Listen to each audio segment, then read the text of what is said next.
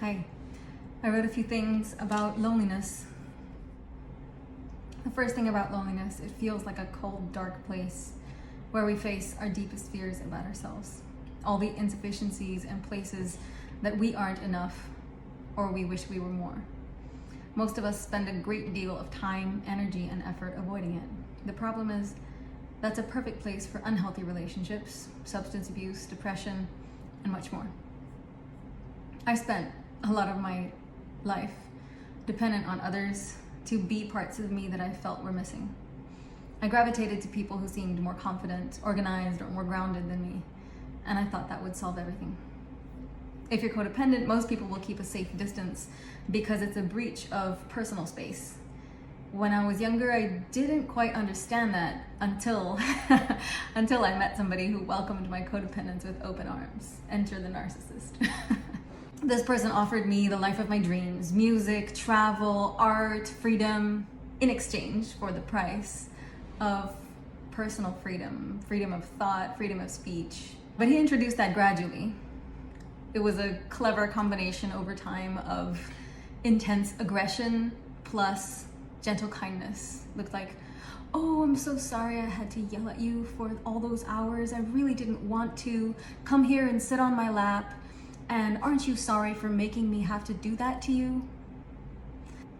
Combined with separating me from other friends and family in the sense of, you have so many problems and they come from your genetics.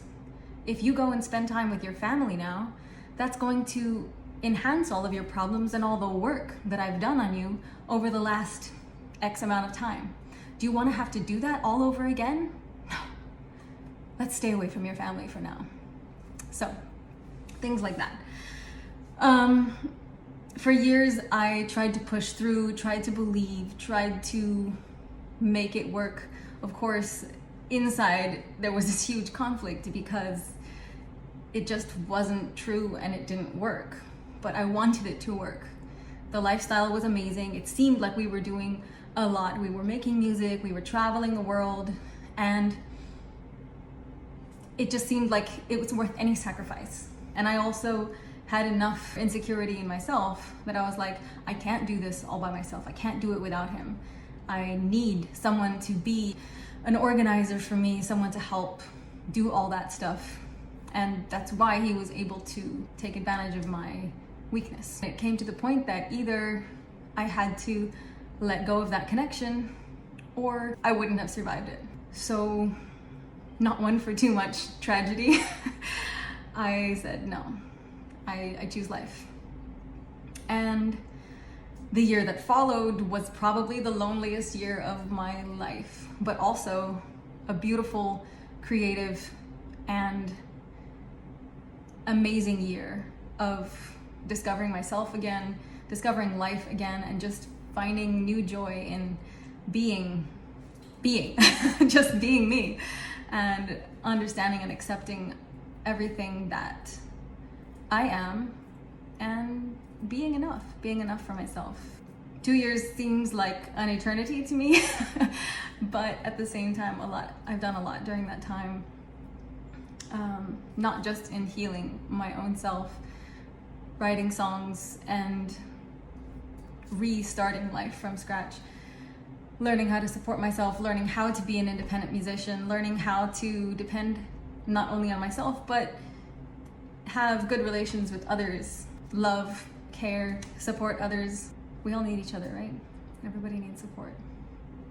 So here are a few thoughts that I wrote down about loneliness. The best thing about having lost yourself is when you find you again. The loneliest that you can ever be is separated from your own soul.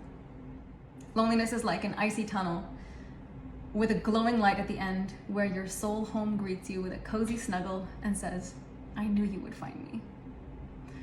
That experience, it marked a large portion of my life, and I was very eager to move on and not let the drama be my story. I just didn't want to give it the airtime. I'm not a complainer, you know? What's beautiful is I get to acknowledge everything takes its time to heal, to grow.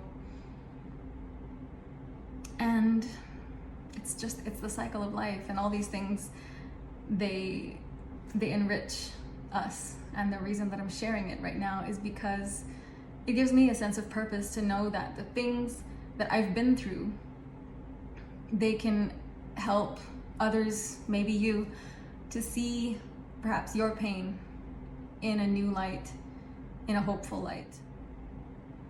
Maybe somebody can avoid a worse outcome by seeing hope and knowing that everything that we go through in life, we can make it purposeful. We make it meaningful by choosing to love, by choosing to heal, by choosing to be ourselves and to love who we are. That's my message for today. I love you.